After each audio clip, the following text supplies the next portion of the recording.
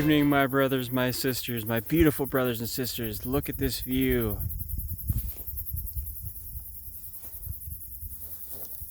I want to keep you guys encouraged. I want to keep you guys inspired. I want to keep you guys with your sights on the Lord.